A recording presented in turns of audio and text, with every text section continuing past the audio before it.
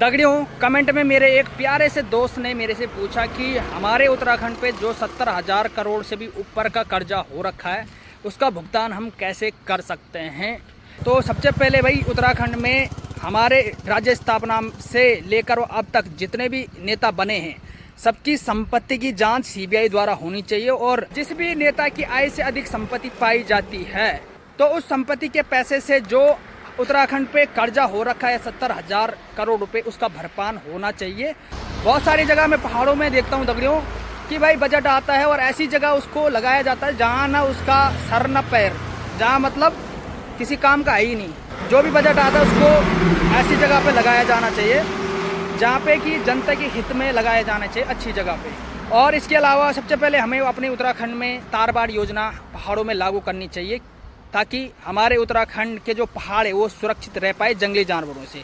क्योंकि सबसे बड़ा जो मुद्दा है हमारे उत्तराखंड में, नेता तो भाई सोए रहेंगे क्योंकि उनको तो भाई सीधी साफ बात है, जनता का टैक्स से भाई तनख्वाह मिल रही है, 4 लाख रुपए का वेतन मिल रहा है, सारी फैसिलिटी मिल रही है, खेती बाड़ी उनको करनी नहीं है, देहरादून में पड़े रहना है, बात खत्म। जो हमारे पहाड़ में खेती बाड़ी कर रहा है उनसे पूछो ना क्या दर्द होता है भाई। पूरा जो है ना फसल को उपजाऊ करने के लिए मैं खुद आज भी अपने खेतों में रोपाई करता हूँ। मुझसे पूछो आप या किसी भी पहाड़ी किसान से पूछो आप क्या दिक्कतें होती है। नेता उनको बनाओ, विधायक सांसद उनको बनाओ जो कि जिनके घर उंगड़े अभी भी वर्तमान में आबाद जो खेतीबाड़ी कर रहे हो उनको बनाओ, ताकि वो जो है पहाड़ की जो जंगली जानवरों ने आतंक कर रखा है, जो खेतों में फसल नुकसान कर देते हैं, कभी किसी को कोई बाघ खा दे रहा है पहाड़ों में। और जब तक हमारे उत्तराखंड के पहाड़ के हर गांव में तारबाड़ योजना गांव से लेकर और खेतों तक नहीं होगा तब तक हमारे उत्तराखंड में पलायन नहीं रुक सकता है। क्योंकि अगर हमें पलायन रोकना है तो सबसे पहले हमें अपने घर जो है अपने खेत आबाद रखना है। तो आबाद तभी होंगे जब तारबाड़ योजना लागू होगा, उसमें हम पहाड़ी किसान हमारा मेहनत करेगा खेतों में तो उसको कुछ फल मिलेगा, उसकी जो फसल है वो सुरक्षित रहेगी।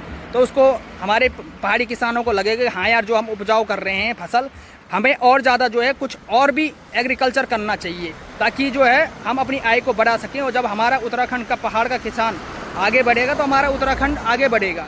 शराब से हमारे उत्तराखंड आगे नहीं बढ़ने वाला है, मैं रियलिटी बता रहा हूँ।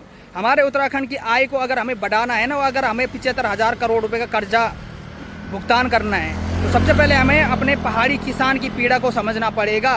तारबाड़ योजना गांव से लेकर खेतों में करना पड़ेगा, और साथ ही साथ हमें अपने शिक्षा को भी डेवलप करने की ज़रूरत है। क्योंकि हमारे उत्तराखंड के 95 ब्लॉक में शिक्षा की हालत बहुत ही बंजर स्थिति में है। बहुत सारी जगह प्राइमरी स्कूल ठप पड़ चुके हैं, कहीं टीचर नहीं है।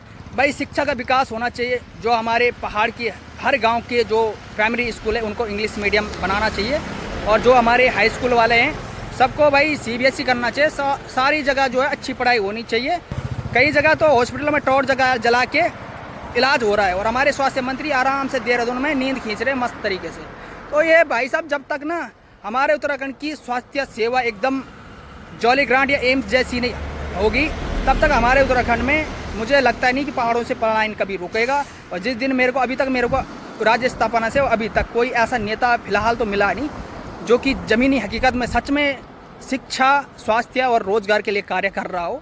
जो भी आ रहा है अपना घर भर रहा है और बाद कमीशन खा रहा है और मेरा घर का चूल्हा चले और बात खत्म। यही है जी उत्तराखंड के विकास, और क्या है। ये जो रोड आप देख रहे हैं ना, ऑल वेदर रोड, ये किसकी देन है? ये मोदी जी की देन है। और मोदी जी के पीछे उत्तराखंड में बहुत सारे नेता मलाई खाने में लगे हैं। राहुल गांधी जी के पीछे भी बहुत सारे खा रहे हैं कि भाई चपरासी बनने के लिए 12वीं पास चाहिए और नेता भाई अनपढ़ ही बनेगा। तो जब तक हमारे संविधान में इन नेताओं के लिए ना मिनिमम क्वालिफिकेशन 12th पास नहीं होगा तब तक कुछ नहीं होगा। क्योंकि इन भ्रष्टाचारी नेताओं की गुलामी हमारे जिलाधिकारियों को भी करनी पड़ती है। ये हकीकत बात है।